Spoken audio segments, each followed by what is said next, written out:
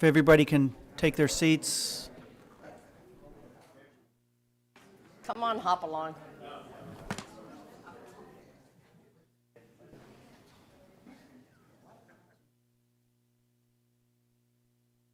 Staff ready? Yes, we're ready.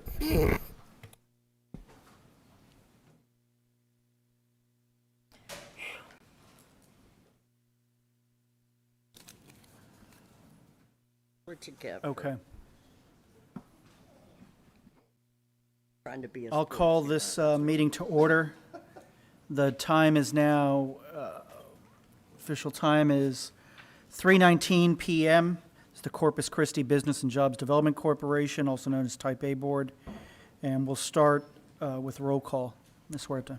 Okay, President Scott Harris, Present. Robert Thames, Diana Summers, Here. Leah Oliveri, present. Lee Trujillo, Mr. Trujillo,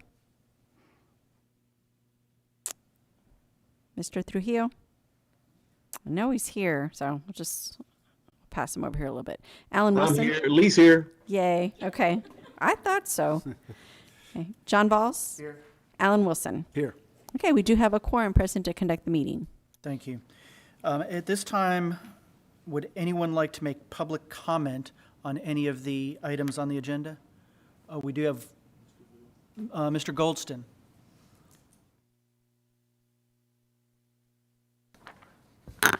Good morning. Good afternoon. William Goldston, 13721 Tajamar, out on the wonderful island. You all are about to make an investment in $20 million in our marina, and it's a little overdue and greatly appreciated by the community. I came here today to talk to you about the breakwater. Now, when the marina was designed and built in the late 30s, it was designed contemplating fixed docks because we didn't have floating docks.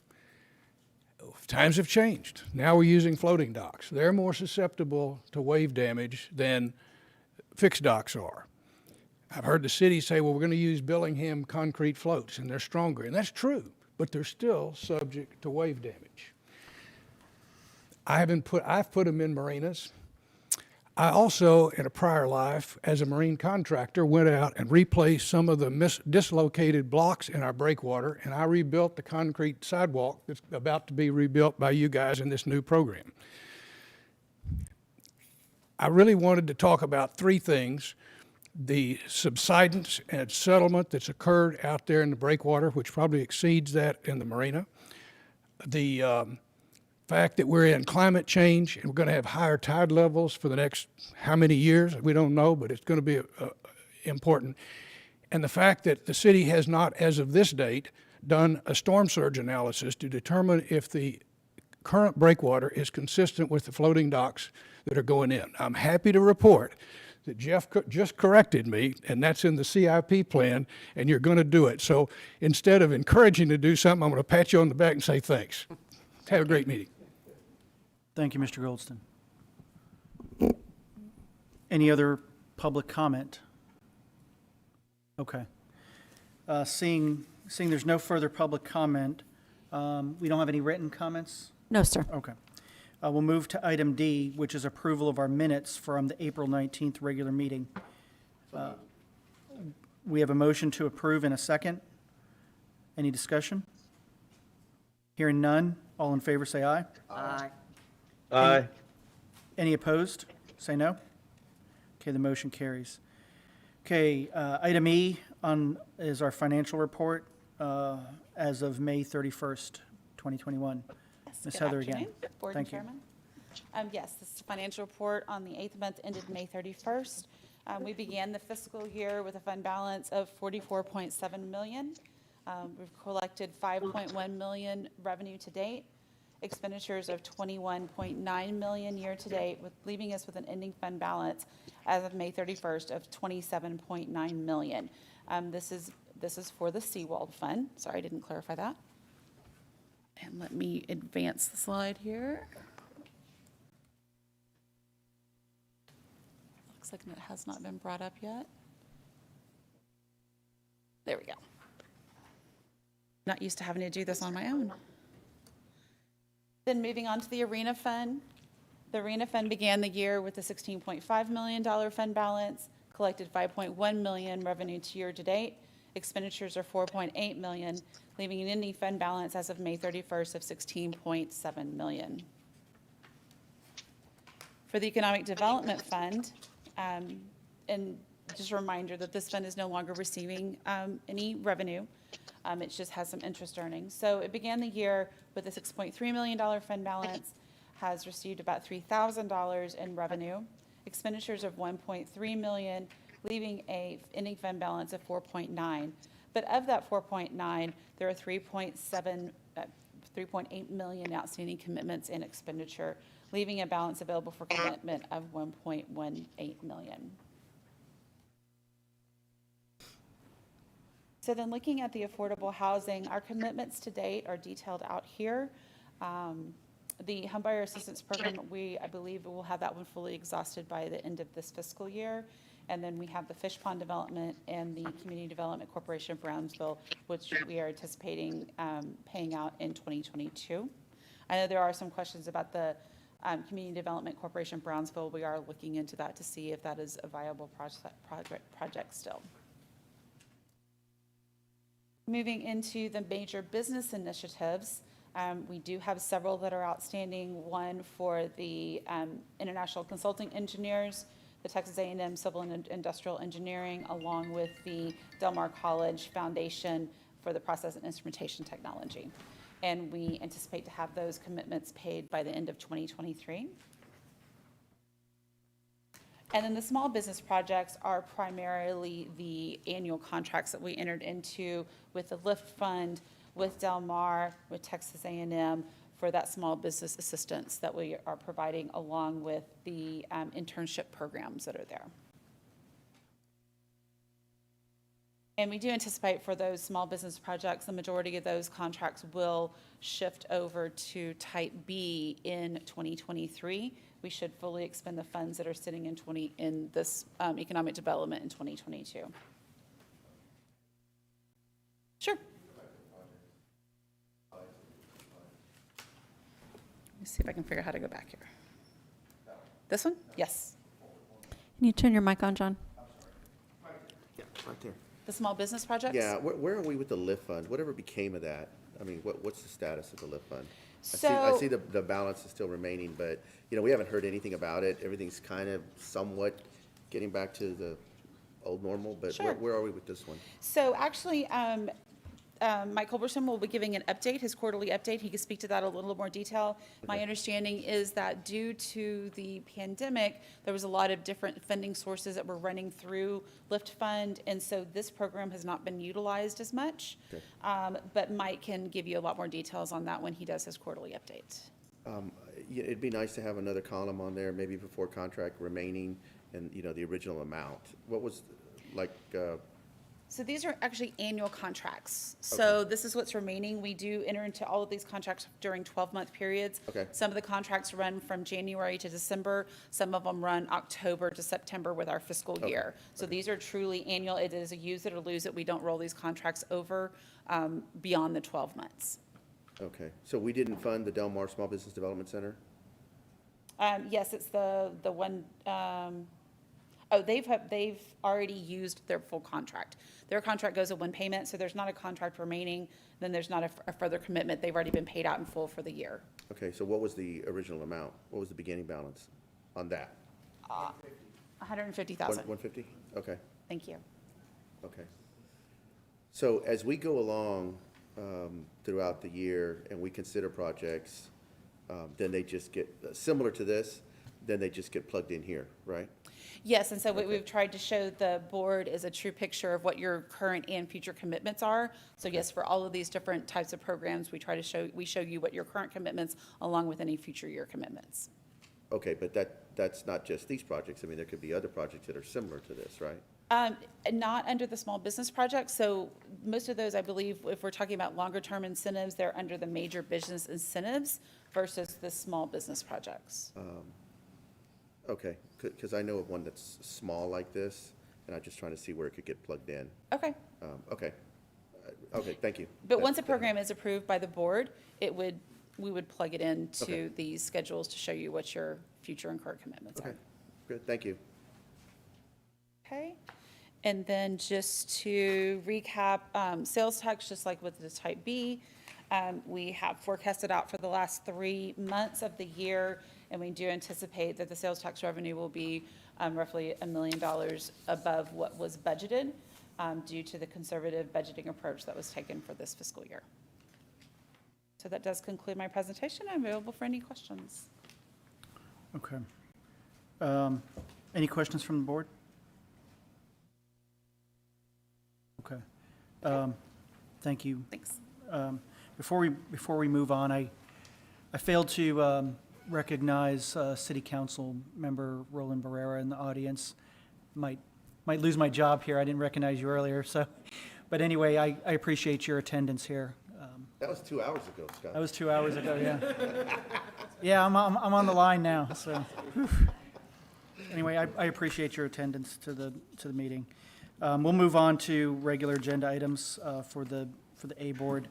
First is our 2022 operating budget for Seawall, Arena, and Business and Jobs Development. Good afternoon, board members. Eddie Houlihan with the Office of Management and Budget. We'll go over the Type A proposed budget with you today.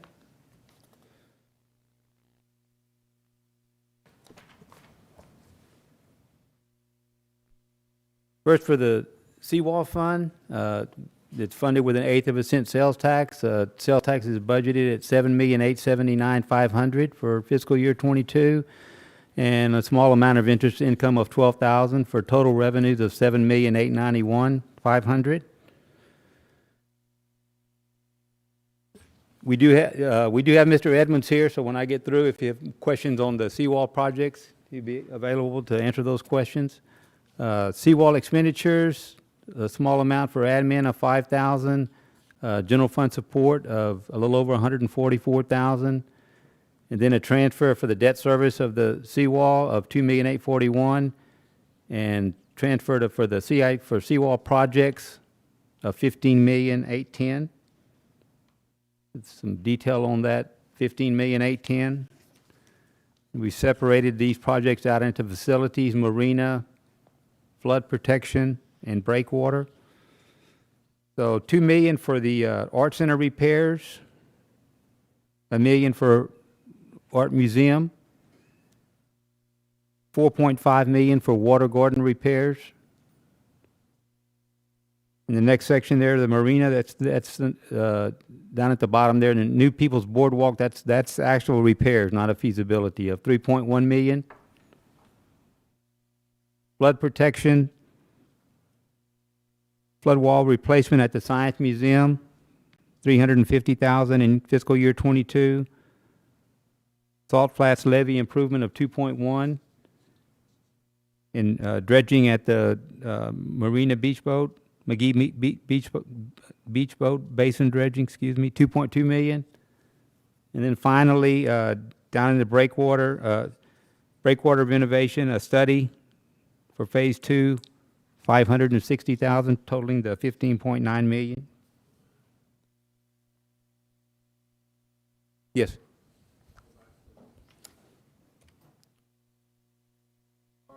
You turn your mic on, Mr. Thomas. On the water garden, that 4.5 million, does that include the water garden? Not the water garden, the fountain next to the American Bank Center. That one's already been completed. All right. So this is new. You might remember last year, we asked for a larger amount on this, and the board wasn't comfortable with that. And we've gone back and re-engineered this, and so we're essentially asking you to reconsider including that project in your CIP. So it's working, so I can go splash down. The Bay Shore one is. This is for the one that's not working. This is the water garden. All right.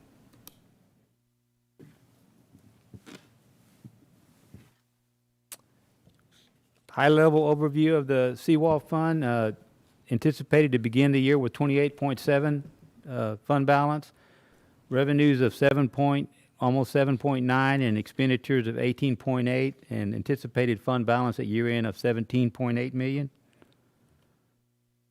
The debt service fund just receives revenue from the seawall fund to pay the debt, and then turns around and makes a debt service payment. Keep a small fund balance in here of $1,000,004.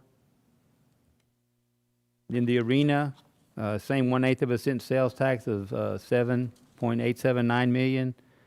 A small amount of interest income, total revenue of $7,884,000. In the expenditures in the arena fund, $5,000 for admin. Eddie, real quick. Yes, sir. Mr. Wilson, did I you had a have quick question, Eddie. That in the let's see, what was it? The debt service, yeah. Okay. Is there any reason to keep any money in there above the debt I service? think there's a requirement to keep 2% of the outstanding debt. That we Do keep you a small recall fund how balance much in the there. outstanding debt is? Just thought maybe That's there's about- some extra cash laying It's a around. little bit, but we don't really have anything. 15, principal of 15.4 million and interest of $1,006,000, so total 17.1 million. So But- it's a little more than, yeah. 2% of Yeah, 15 we got a million little principal. more. I might be off on that percentage. Okay. Yeah, including interest. So, can I clarify something? But you're just showing this in the budget. It doesn't mean we can't go back and find projects during the year. I was just wondering if there's extra mean- money there. Yeah. Why there's $1,004,000 in there? Yeah. We need to, I'll get back with the 2% doesn't, of the outstanding debt doesn't, yeah, it's a little more than that. Okay. Thank you. Yes, sir. Then expenditures in the arena fund of 127 for general fund support, and then again, a debt service payment of 3,449,000 and a transfer to visitors, which we have the detail on the next slide for you, of 3.5 million. So the columns on the left is pretty much the amount we're budgeting most of the years for these services. The professional services is the ASM Global contract, and then the ice plant rental for the ice rays, the insurance, and then IT support for the arena, 242,000, and then arena maintenance of 200,000, a co-promotion amount of 650,000, and capital projects of $1,009,000, which were listed there on the right. Some of these are ongoing. For maintenance equipment, the parking lot expansion and enhancement, that's just a study and a design for $400,000. Maintenance equipment of $150,000, production materials of $150,000, and then some concession, kitchen, and venue excellence dollars. And then facility-wide projects of major building upgrades of $500,000, energy management enhancement of $150,000, some audio-visual, security, and professional services of $150,000 and $100,000, totaling the 1.9. Then an overview of the arena fund. Anticipate to begin the year with $10,007,786, and then revenue of $7,884,000 and expenditures of $7,314,000, and an anticipated ending balance of $11,355,000. Then the debt service fund again just receives the transfer from the arena fund and makes the debt payment, and that fund balance is $3.1 million. We'll check into that also. Yes, sir. Eddie, real quick. Just a Yes. quick question. I saw in there the co-promotion fund going from like 500 and something to 650. That's a pretty healthy increase. I think was it 515, I think was the I just, actuals, wasn't it? maybe, Let me get to the. yeah, let me get to in the arena. expenditures. Okay. Yeah, 515 to Well, 6. there wasn't, Is that just there because wasn't a whole lot going on in the arena in Okay, 20. that was my I question. think 650 is what we have been budgeted? Okay, budgeting that's what I was trying pre-COVID. to Yes, say. sir. So it's Yes, not ma'am. really an increase, it's just it's Right. compared to the actual. Okay, thank you. Sure. Then the Business and Job Development Fund, which as Mrs. Herbold noted, it does receive no revenue, small amount of interest income. And then the expenditures in the Business and Job Development for the baseball stadium Baseball stadium insurance, the 125 for economic development is for the Regional Economic Development Corporation. Affordable housing, a 654, the major business incentive, most of that is for the A&M engineering. Small business projects of a little over 701,000. A transfer for general fund support of a little over 92,000 for total expenditures of 2,458,000. In the overview, begin the year with 3,282,000. The revenue, small amount of revenue, expenditures of 2.4 million, and the ending fund balance of 825 is actually a committed amount. It's for the civil engineering, and so that would pretty much wrap up this fund. Yeah, I'll Okay. stand by for any Before- questions you might have. Before we take any other questions, so when do we stop receiving revenue on the seawall? 2026. 2026, okay. So it's going to start looking like our Type A EDC. It's going to, no revenue, it's going to start going down and down and down. What's the plan for the seawall once we have no more funds to use in it? So there's other funding opportunities to include bond programs, our annual budget process. We have debt capacity in our debt service funds funded with property tax revenue. So yeah, we'll have to do the same for the arena. We're going to have similar situations with Whataburger Stadium. Okay. Yeah, so all those we have to watch every year moving forward, some sooner than later, to include insurance and other maintenance dollars in particular. The first one will be the Whataburger field, because as that money is exhausted, we'll have to pick up the insurance and other payments in the general fund or hotel occupancy fund. But it'll be something that we'll have to look at constantly and annually through the budget process. Okay. Yes, sir. Thank But it is something we can seek to reauthorize too, even Or if you we could do that- expand it. Right, you could do that as well. Yeah. That's what I was gonna ask. Okay. Reauthorize it. I mean, I think it's critical. There was one slide you showed, Eddie, and this is really important because it's something that's coming at Type B.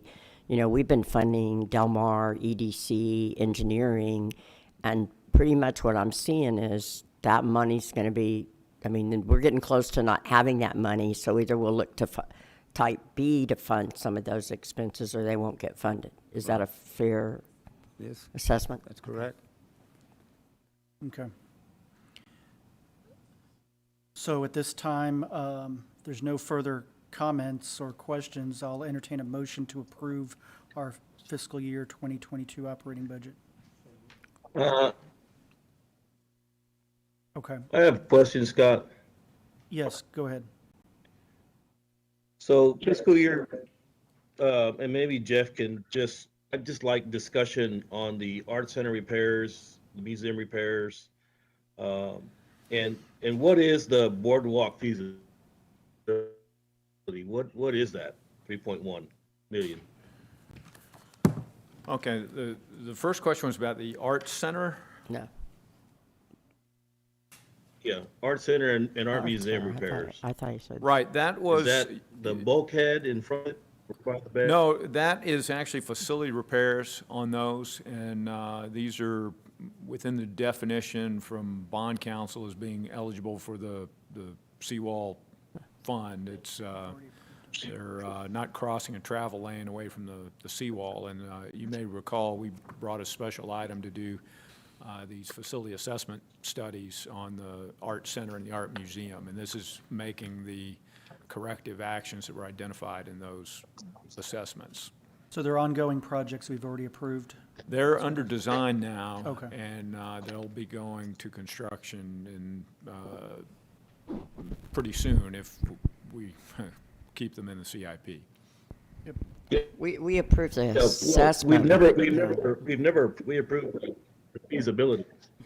You approved the study, and the study identified a laundry list of deficiencies with those facilities. And then we went ahead and we have engaged an AE firm to design corrections to those problems.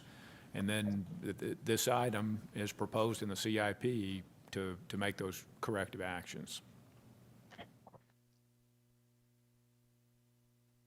Does that answer your question? Also, Jeff, the 3.1, yeah, it answers my question. They're internal facility repairs, nothing to do with the bulkhead or No, these are just specifically building seawall issues, I would say, facility repair. facility repairs. Yes, sir. What is the 3.1 million for the New People's Boardwalk feasibility? The label should have been changed on that. At first, we were putting money in there to do sort of preliminary engineering, and then the thought was that the entire thing would need to be demolished and restored from ground up. But based on an assessment, it looks like the piles are in really good shape and can be reutilized. So we changed that to full reconstruction. And that's the estimated amount to reconstruct the boardwalk and all the utilities attached there. It was damaged in the last hurricane, and as you know, it's all torn up now.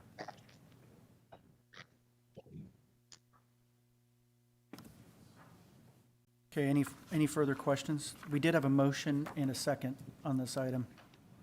Any further questions? Yeah. Yes, also, I want to make sure that on fiscal year 22-23, I see 6 million for the Marina Boat Hall office retail facility and 3.8 million for the new Corpus Voters facility. By approving this budget, are we approving those line items? I would like to see those, if so, I'd like to see those excluded to be next year's budget. You know the answer to that? Yeah. No, we're just seeking approval for the 22 budget. Those are more long-range planning, the 22, 23, 23, 24. We're seeking approval for the 21, 22 budget year. So the only line item we're considering is fiscal year 21, 22, the 15.89 million. Yes, sir. Okay, I just wanted to be sure. Okay. We have a motion and a second on the table. Any further discussion or questions? I'm sorry, Scott. Hey, Jeff, while you're still there, Jeff? I guess I'll just stay here. Go ahead, Lee. So this, yeah, Jeff. So the 4.5, we've been on this water garden now for a couple of years, and it looks like we're moving all the electrical and anything that could be damaged by water above ground. And basically what we're leaving underground or the pipes, like we may have pipes in our foundation at the house. But there's nothing that will be left underground that can be damaged through water, because we know that that area is going to be submerged with water. It probably is right now. So with this 4.5 million, does that clear all those issues? Everything electrical that can be shorted or destroyed or damaged will be above ground, and the only thing remaining below ground would be the pipe function. Well, so I'd probably have to give you a little bit of a narrative on how we got where we are currently on that project. So we did a full-blown design to put that out for a design bid build contract early last year. And we advertised that for bids, and we got no bids. Now, that was early in the COVID time. And then we updated the engineer's estimate, and we had some conversations with contractors, and based on that, we came to type A with a larger number last year. You might recall we had a lot of discussion, and the board felt like the amount we were seeking was above their budget tolerance, and so we dropped that project from the CIP. I was able to scrape up some money and do sort of a value engineering exercise on that and come up with a scaled-down concept that still seeks to move the most vulnerable equipment above ground. One possibility is still leaving the the pumps and motors underground, but all the switchgear and lighting controls and the filter system, all that stuff would be brought out of there. And the logic on that was that a lot of times with motor pump assembly, if it does happen to get flooded, if you get in there, maintain it, clean it out, dry it out, you can avoid them having significant damage. So that was a value engineering decision. Now, based on that concept, we put this out on it's basically like an RFQ. It's a design build procurement that closed last month, and unfortunately, we only got a single response, and right now we're evaluating what we want to do for the next step on that. So this 4.5 is based off. That's my concern, Jeff. We've been through this. Yeah, we've been through this before, where we built it underground and we have a disaster in that area because everything's underwater, and we know that's going to happen again. It's not like we'll be surprised that, oh, it happened again. It's all flooded and it's shorted out. Well, You mentioned systems towards beating it. Well, the only thing that would be under there is the motor and the pump, which under this current concept, even if they were damaged, the motor is commercial off-the-shelf kind of motor. You could replace the motor if you had to, and chances are if you get to it and get it cleaned out and lubed up, that it will still work. But the stuff that really gets damaged if it gets immersed, which is all the switch gear and electrical controls and all of that stuff, that is being moved up into a building. I guess the only problem I have with this is that we have a 4.5 number that's really a guess.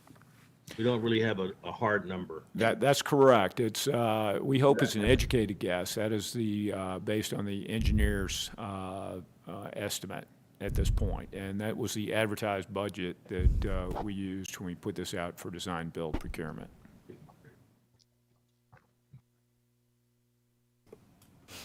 Lee, does that answer your question? Yes.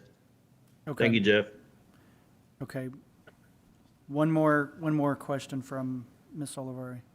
So I'm going to kick myself for saying these things, but I read the paper or I saw in the news, and it acted like it's we're moving forward with this to me, and so what I'm hearing is that we haven't taken that step yet. There was some television report about the water garden was going to be fixed, and this is what we're going to do, and I don't think I dreamed that the other day. I don't think that we in any way committed any funding from this board in that solution. So we were hoping to clear that gate today. If we don't, then we'll have to figure out where we get the funding from if we want to move the project forward.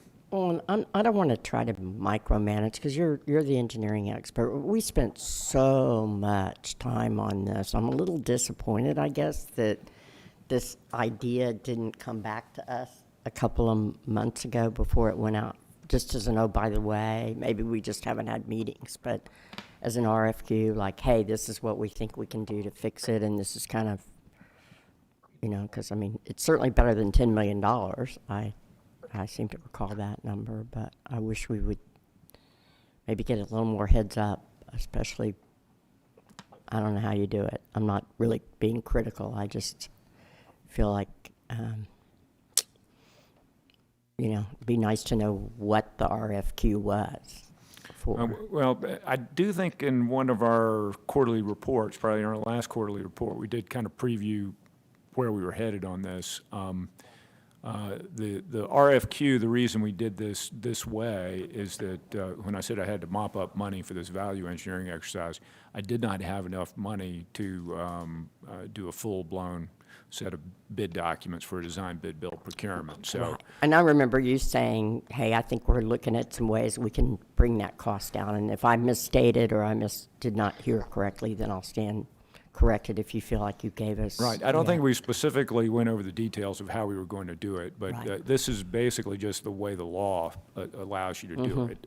Legal determined, this is, there's two paths under Texas Government Code 2269 that you can go on design build, and one applies to civil projects, the other architectural projects, and they felt like this fell under the architectural framework, which is you put out, is basically a request for qualifications of contractors, and then you pick your most qualified contractor, then you have to negotiate the price. But one of the differences between the two different paths, on a civil project, you can get the pricing and do kind of a two-envelope system. On the architectural, you don't Right. get the pricing. You just get kind of a statement of qualifications of the contractor team. And so that's sort of where we are right now. We got one response in last month, and we're debating how to move forward on this. And at present, we don't have any funding identified to do the project. Okay. Thank you. Okay, we have a motion and a second to approve the 2021-22 operating budget. Yes, it does. Okay, so then that gives you funding. That would give me my funding to move forward on the project. Yeah, there's been nothing amended on this, so that it was in there. So we have a motion and a second. All in favor, say aye. Aye. Any opposed? Any opposed, say no. Okay, motion passes. Thank you. Thank you. Got a couple of presentation items. Item 4 on the agenda is presentation, our quarterly update from the EDC. Mr. Culbertson. Good afternoon. Wow, it's been tough, huh? Well, good luck. It's Mike Culbertson from your Corpus Christi Regional Economic Development Corporation, here with the good news, as opposed to Jeff's just news. I think he's covered it all. He might just have 2 slides left. Okay, starting off, we have Del Mar College Process Technology. The foresight of the board to agree to this. Remember, we did the process technology. Actually, we called it process technology, and then this is 2. This is done. They're through all of the stuff. They need to do one more test, and then you'll see the final acceptance and the final bill. You'll see that certainly before December, hopefully before the end of the fiscal year. And it's doing well, and it's paying dividends. I don't know if you know, we have existing industry. Our existing, by the way, our existing industry person, Christine, has moved on to the CEO of Vision Galveston. So we're really excited for her, but we're going to be finding somebody else. But one of the things we do in existing industry is talk to them about this. Now, Del Mar was actually having a problem in that they would have people in the program and companies would pick them up before they finished, so the graduation rates weren't really good. So they have an internship. I know Oxy's in there, DuPont, Gulf Coast Growth Ventures. It is paying dividends, and it's paying dividends for our citizens that you are using this money for, and thank you very much. ICE International Consulting Engineers. Do you know that something around 91% of their jobs are outside of Corpus Christi, outside of Nueces County? And what is it, the 50-mile radius we use from? From Staples and Leopard. So we actually do that. That's actually in the guidelines. So they're doing well. Remember they had a little problem with the construction, and we'll talk a little bit about construction later. But they got their certificate of occupancy. They did well, and they just went through a compliance this year, and they're hitting all their numbers. So we're really happy for them, and they're doing well. And they're doing well in other places, bringing, and all that money. Remember, one of the things about headquarters is all that money comes back here. I mean, we pay there, of course. Let's talk about the industrial and civil engineers. I was having a little trouble keeping up with this, and then I basically received I said, just give me a list of which lab it's going into and what's that lab for. And remember, what you're doing is you're building out the labs. They added these 2 curriculum programs to their curriculum. They have paid out I've paid out only 124, and they got 1.8. You'll see that moving. Of course, COVID took its problem. I know that you're thinking that A&M kept going, but A&M has their own construction people. They do sub out, but one of the things they were doing was doing all the COVID spacing and mask and barriers throughout them. So I know this isn't Type B, but I'll tell the Type B more board members of you that La Vista Point's doing well. They actually have people living there now. They have some of the COOs in some of the buildings. Of course, we do not do the COO until everything's complete and everything has a certificate of occupancy.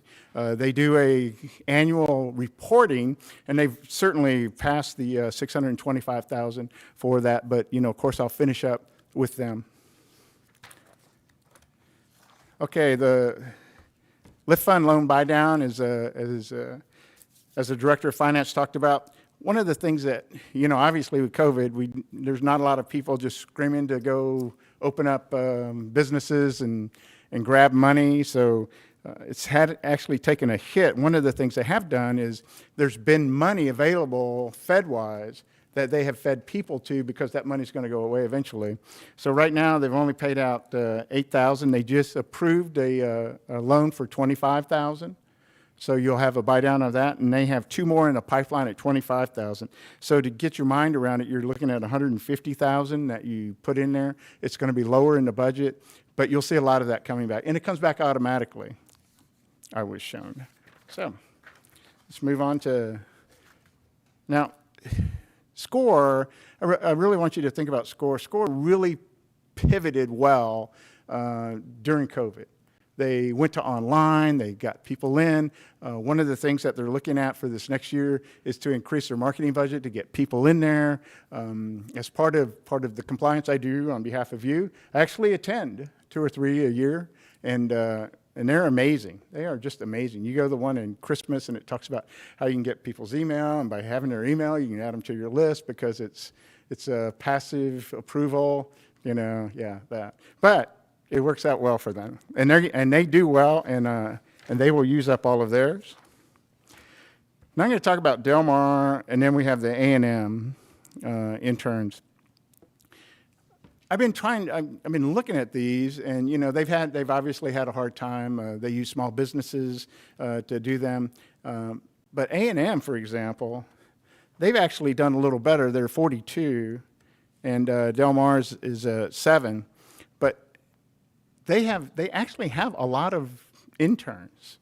I was like, well, why don't you get more interns? First off, they did have difficulty, but what you're seeing is they don't have many hours. They really cut back on their hours. Small businesses have cut back on their hours. So, and we have cut back on this in the budget for Del Mar and A&M, so you'll see that. Now, this is to the end of the year, so they have, the rest of the summer and the rest of the fall semester. So we'll see how that goes. And we in the EDC are hoping that as we expand and people feel more comfortable taking on debt and taking on more risk in their businesses, that these will open up. There will be a serious discussion, not that there isn't when we talk about these, but I think we really need to see where this board wants to go with small business assistance. I think some of them are doing really well, and some, I don't know, and we need to talk about that. But I think, as we're going through life, I think that's one of the things. And I'd be happy to answer any questions you have and take any feeling that you have in your daily life as you meet these small businesses. So PTAC, Procurement Technical Assistance Center, they obviously help small businesses qualify and bid on and win governmental procurement contracts, and it has done well, and it's done well for a long time. They will use all of theirs, and they will just do fine. This is really, it was brought to us by Del Mar themselves at the Small Business Development Center, and it really has done well. The CRC is working through some of their problems also. Again, now, we had this PTAC, which helped for government, and we had all these large businesses, and says, why can't we do this with the major businesses? Because they have the same thing. They have requirements, they have websites, they have bonding, they have all sorts of things that small businesses have to jump through and get qualified for, and that they help them with that. One of the things we found, and Ampharova's here, is most of the procurement is somewhere else. It's in San Antonio, it's in Houston, it's in, it's somewhere in Chicago. And so knowing people, and when we have businesses come in and we push them toward this, it still gets up there. So that's one of the difficulties we're having. We've met a couple of times. Existing industry has been pushing, our existing industry has been pushing it out to our investors and to large businesses. Remember, we deal with primary employers. So we will go through here. I think one of the biggest things that this board did was approve the Small Business Development Center, $150,000 when they got hit.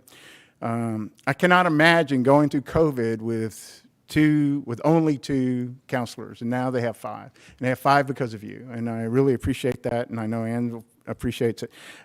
What happens is, as soon as the year turns, then we pay them the $150, and then they pay it through. So that's why you see that it's already been paid out. They're doing well, and it ends on December 31st, 2021. We would like to see it extended, but that'll be a question for you. And speaking of questions, any questions? You're loud, aren't you? Go ahead, say it. You can say it. Say it. No? Any questions from the board for Mr. Culbertson? I think here and in B, y'all are the experts, but we really need to sit down and talk about, what's small business and what's it going to be, and how can we help it in going forward. Things have changed dramatically, and One I of the think things there's I think- opportunities there, but I don't think they're the same opportunities that were there 5 years ago. So, And one of the things that we're looking with is, is reaching out to small businesses and not weigh them down. We don't want to send a form or a survey, and it's hard to get the pulse of that. I understand, and that's why we're working with the Small Business Development Center to try to find something. Now, a lot of people go through them, but not the majority of small business are just fine, and they're doing fine, and they don't need much help, and they're not asking for help. So we're trying to figure a way. Now, we had a couple of surveys. We had the targeted industry survey, and then the quality of place. We're trying to find a rollout for that to get a small business, and without, one segment actually going through and monopolizing and skewing the data. So I agree with you. But we're looking at that. Ms. Oliveira, Ian Vasey for the record, just to piggyback on what Mike's talking about. We're struggling with a couple of things on the small business side. We don't have our arms around it, and we're looking for best practices in other places. Not many people actually do have their good economic development outfits, have their arms around the entrepreneurial side. How do you get those, like stage 1 companies, that it's a person in their garage with a good idea, to help scale them, and how do you intervene to get them from that stage 1 into stage 2 and 3? And I don't think we have an idea. We don't have a good idea, but I don't think anybody else does. So you're kind of feeling your way through that small business assistance program. And what Mike's talking about is we've done a lot of surveys and talked to a lot of people about what the issues are, but it's how we translate that into a policy kind of recommendation and creating a program that really assists people. And we have had a couple of, Mike mentioned just in passing, that Contractor Resources Center needs to, it's had some teething problems, and again, it's about, we can train people to get the small businesses, and it was set up so that, if Exxon comes along or whoever big company comes along, they're going to have a lot of contracts from everything from the janitorial services through the big EPC contracts that are worth hundreds of millions of dollars. So it's everything from the very small to the very large. And we wanted to help the small folks, whether it's a sandwich shop, how do you get the sandwich shop concession in the headquarters to the janitorial to whatever the other pieces are. And because the procurement is being done in Chicago or wherever it happens to be, it's not always translating to the contracts for the local folks that we can train. And it's a struggle that we're going to have to figure our way through. And that's what we're going to do. I mean, I wish I could tell you, oh, we're going to do this, this, and this, but we're going to have to feel our way through it. Now, a couple of other things that you've talked about, and Mike talked about earlier today, there's a huge win in setting up, as an example, the Del Mar Process Technology Program. That is translating into a lot of local jobs, and it's also been matched. You put in $2.4 million, and I think that's already been matched by what Exxon and SABIC put in, and then Cheniere put money into like equipment and things in it. So you started that program as the Type A, and it's more than matched by the industry folks that are coming and partnering with it. That I think is the hugest success we've had in the Type A right now. And I think we're eventually going to need to double those programs again and again and again. Yeah. Lenore, would you like to make a comment in reference to the small business and the internship program at Del Mar? I'm sorry, Mr. Tomaz, didn't hear really. Would you like to make a comment in reference to the internship program and the small business Yes, sir. in Del Mar? Thank you very much. I'd love to. As we all work for economic development, we know that the heart of really small business is the heart of growth is really in small business. What you'll see in our Small Business Development Center, they provided direct counseling and advising remotely throughout COVID. They immediately moved offline and off of site and online to provide counseling, and the numbers are really significant in the amount of businesses they helped through. They helped them with their PPE loans, they helped them with all the governmental support, and to stay alive, really. So the Small Business Development Center funding of the $150,000 is easily justified. Those numbers are easy. Where we have a struggle is with an internship program. And again, that was hit, COVID was a main directive because even if a small business survived, it didn't hire new people. And so you didn't see growth there.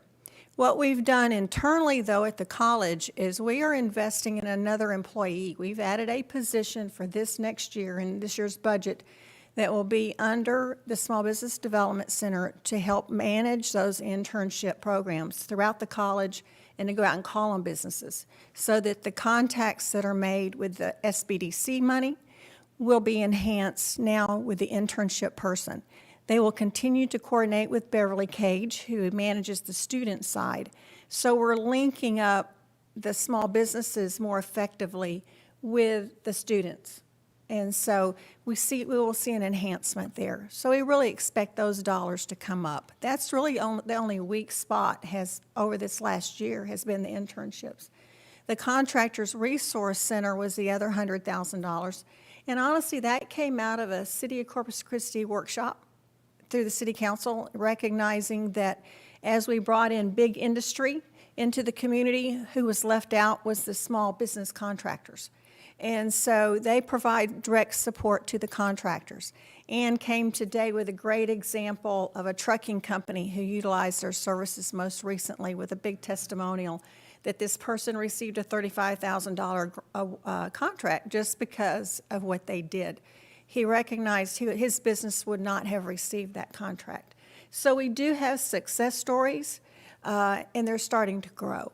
So I think as you invest in small business, Del Mar's been in this, working with the Small Business Development Center for over 20 years. It's funded out of the University of Texas, San Antonio, in the state of Texas. And where the city stepped up is when the state of Texas pulled back on their funding one year, and they've continued. They've not replaced what they had. So between the city and Del Mar, we've made the difference in what the state has not. And so it is appreciated. And I can tell you, it does have a direct impact on small business. Thank you, ma'am. Thank you for the opportunity. Do we have any other questions from the board?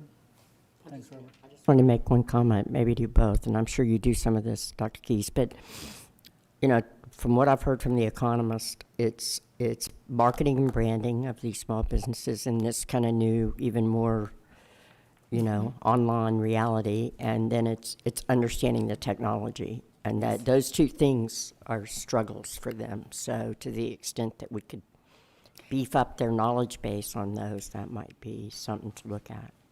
And I think that's one of the things that, Right. that SCORE does well is, they don't take, you don't come in for a day or half a day. You can get, the workshop in an hour during lunch. So, and also, as well, the SBDC does, an outstanding job of trying to get those people, but they work 12 hours a day, if not 14. So getting an hour here and there.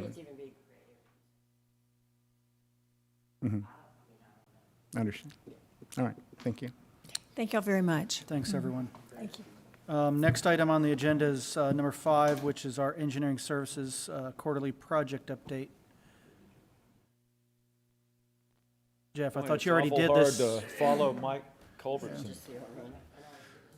Jeff Edmonds, Director of your Engineering Services Department.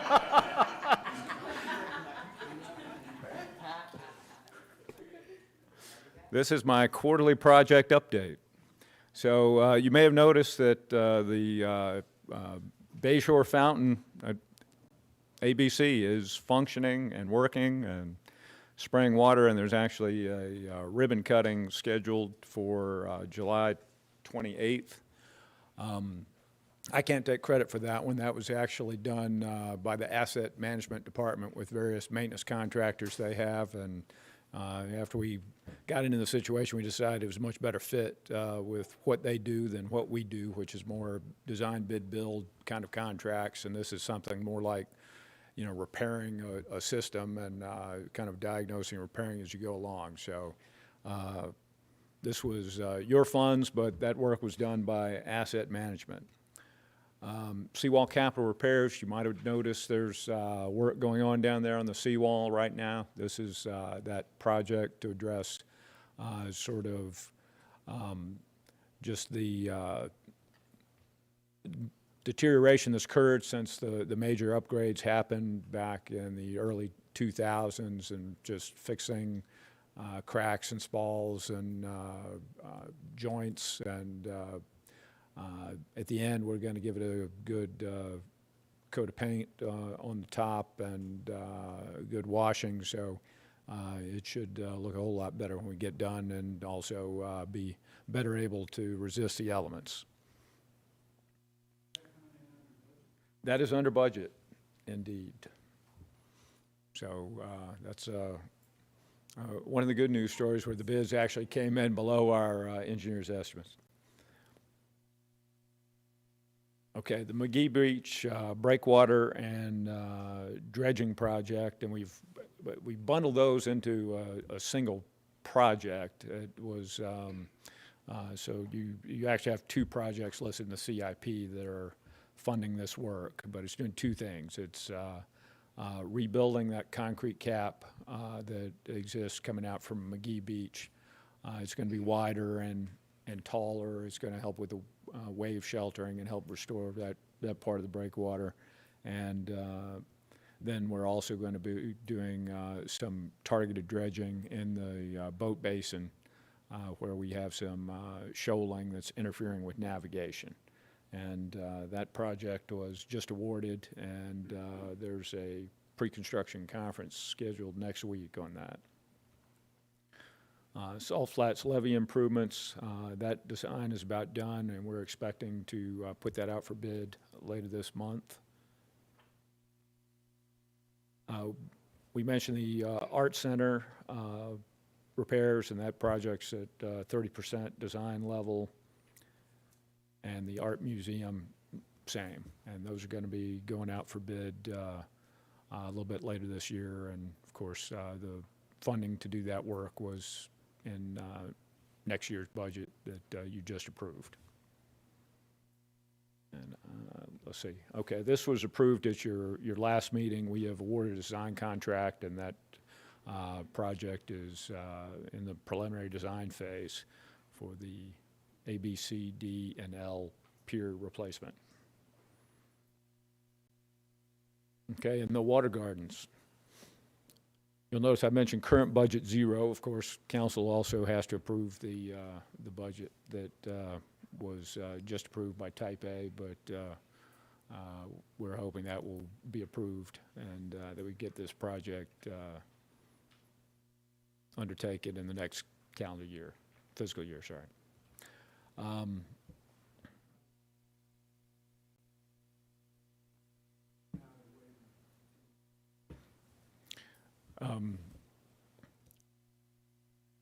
You're welcome. This has been one of my favorite projects, as in least favorite.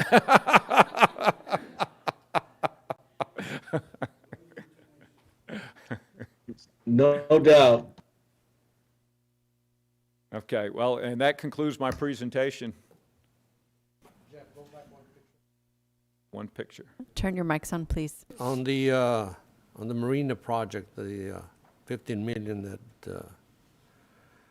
we're going to spend there, does it include the service station, gasoline pump and all that stuff? I understand it was the fuel station there was. I have heard some discussion. I don't remember if it was included in the scope of this particular project. No, it's not. Yeah, that's a different project. They'll come out of the operating budget. Okay. Yeah, the fueling station was damaged in Hannah. And with new leadership at the marina, Jonathan Atwood is looking at a couple of options.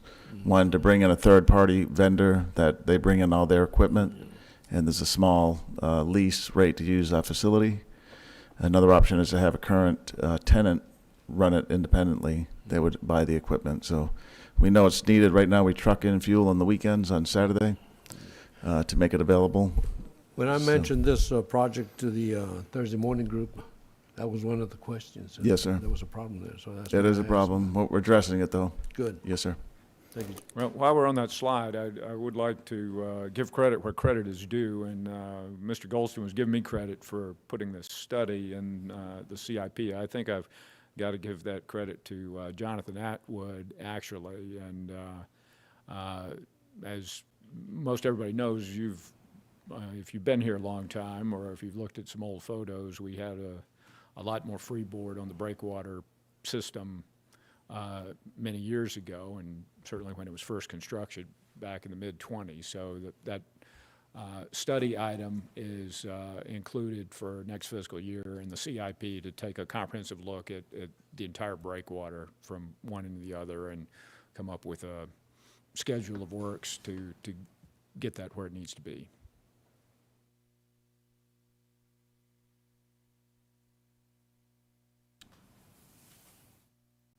Alan? Just a comment. I told Peter earlier, but I wanted staff to hear it. As a longtime citizen of Corpus Christi, I am so appreciative of the city and staff's re-energizing, taking care of our assets, repairing, maintaining, and improving. As a citizen, I appreciate it. Thanks, Alan. Okay, that concludes our presentation. Appreciate it, Jeff. Item I on the agenda is Executive Director comments. No comments today, Chair. No comments? Yes, sir. I had one comment real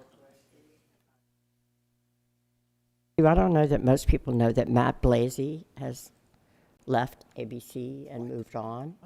Yeah, I just heard that. And so I don't know if we should, at least maybe you might want to informally figure out how to say thank you. I think he did such a great job with that facility, and he's moved on to a bigger city. Right, yeah, he has a great promotional opportunity in Jacksonville, Florida, with the same company, which there he'll manage, or that company manages 7 different assets. So it's a big advancement for him. So it was He'll be here for about another week or two, and then Yeah. he's going to help with the transition as well, to include returning Great. from time to time when they pick their replacement for him. Just tell him to get another one just like him. Right? Yeah, he did a great job. No, but I want to Yeah. just formally say, I think he's really made a huge difference in that facility. Right, thank you for reminding us of that, Leo. Yeah. I am on the I'm call. so glad. I'm so glad you mentioned that, Leah, because Matt, I really appreciate all the work you've done, and we have come so far in the American Bank Center. It's just I'm excited as a citizen and for all of our folks and visitors to come down there. And we know that you're leaving it in the place of being a first-class facility, and we haven't had that in a long time. So kudos to you, sir, and good luck in your future endeavors. I appreciate it. Yeah, I did jump on the call because I know you're going over the Capitol, so I do appreciate the kind words. I wish I'm glad you didn't say anything bad about me. But no, I definitely appreciate the partnership and the support that the board has provided through my time there, and very much enjoyed my time. And like I told the city manager, I was not actively seeking opportunity. I planned on being there for a while. It was just a scenario where this opportunity in Jacksonville was something that was, from a career standpoint, I thought threw my name in the hat, and surprised that they offered it to me. So yeah, so I'm going to be another week or so in about a week and a half in Corpus, and then still involved throughout the hiring process and making sure that whoever takes it over is see that transition through. So, but yeah, a lot of exciting projects in the works, and very much enjoyed my time and appreciate the support that you provided throughout. Thank you, Matt. Congratulations, Matt. Good luck. Thanks, Matt. Thank We you. appreciate it. Appreciate it. Okay, with that, I will call this meeting to adjournment. The time is now 4:23 p.m. Good night.